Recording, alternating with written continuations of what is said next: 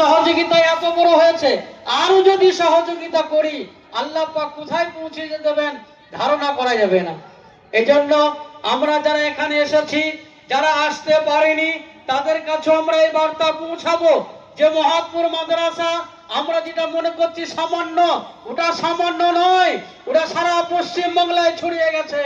এই মাদ্রাসার নাম শুধু চাপড়া থানার মধ্যে নেই, আপাতত সারা পশ্চিম বাংলার মধ্যে এই মাদ্রাসার নাম চলে গেছে। এমনকি যিনি আপনার রাবেতার বোর্ডের যিনি সেক্রেটারি নাজিমে আলা, তিনার এই আপনার এই জলসাতে দাওয়াত ছিল। হযরত মাওলানা মুফতি ফখরুদ্দিন সাহেব দামাত বারকাতুহুম, তিনি আজকে এরই কারণে দারুল উলুমে এই রাবেতা বোর্ডের পরীক্ষার মিটিং আছে, তিনি সেই মিটিংয়ে চলে যাওয়ার কারণে আমাদের এই জলসাতে অংশগ্রহণ করতে পারেননি। তাহলে তিনার এখানে দাওয়াত ছিল। তিনি 9 তারিখে গত পরশুদিন তিনি ওই মাদ্রাসাতে দারুল উলুম দেওবন্দে পৌঁছে গেছেন। এই সমস্ত সন্তানদের চিন্তা ও ভাবনার জন্য যারা পজিশনে এসেছে, এত বড় জায়গাতে যারা পৌঁছাতে পেরেছে, তাদেরকে আরো উন্নতি কিভাবে করা যায় সেই ভাবনা নিয়ে তারা আজ পর্যন্ত দারুল উলুম দেওবন্দে মাদ্রাসায় বসে তারা ভাবছেন।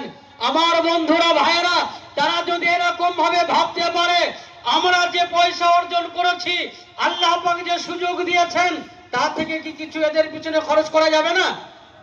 জোরে বলুন, যাবে না? অবশ্যই যাবে। আর একটি কথা শুনে নিন, আল্লাহ পাক সুস্থ রেখে আমাকে যে ইনকাম করার সুযোগ দিয়েছেন, এই পুরো টাকা আমার নয়। যদি আমি 100 টাকা ইনকাম করি, 10 ভাগের 9 ভাগ হলো আমার, আর 1 ভাগ আল্লাহর জন্য দিতে হবে। তবেই আমার সুস্থ থাকার শুকরিয়া আদায় করা হবে।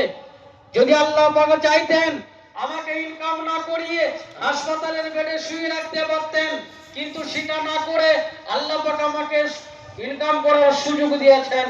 সেই দিকে লক্ষ্য করে আমাদের এই পরিশ্রমের টাকা, আমাদের এই পরিশ্রমের সম্পদ আজ অল্প অল্প করে যেমন ভাবে পারবো সাধ্য মতো আমরা সকলে এই মাদ্রাসার দিকে খেয়াল রাখবো ইনশাআল্লাহ।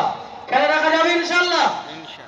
এখনই আমাদের মেহমান ভাই যদি আপনাদের কাছে কিছু আবেদন করে, আমরা সকলেই সাড়া দেবো ইনশাআল্লাহ। বিশেষ করে বাচ্চাদের জন্য আমরা দোয়া করব, মাদ্রাসার জন্য দোয়া করব, আমার ভাইজানের জন্য খাস করে দোয়া রাখবো যে ভাইজান এত পরিশ্রম করে মেহনত করে এত বড় ভাবনা নিয়ে মাদ্রাসা নিয়ে চলছে। আল্লাহ পাক যেন ভালোভাবে তেনার শরীরকে সুস্থ রেখে ভালোভাবে চলার সুযোগ আল্লাহ পাক দান করুক। এজন্য আমরা সকলে দোয়া রাখবো।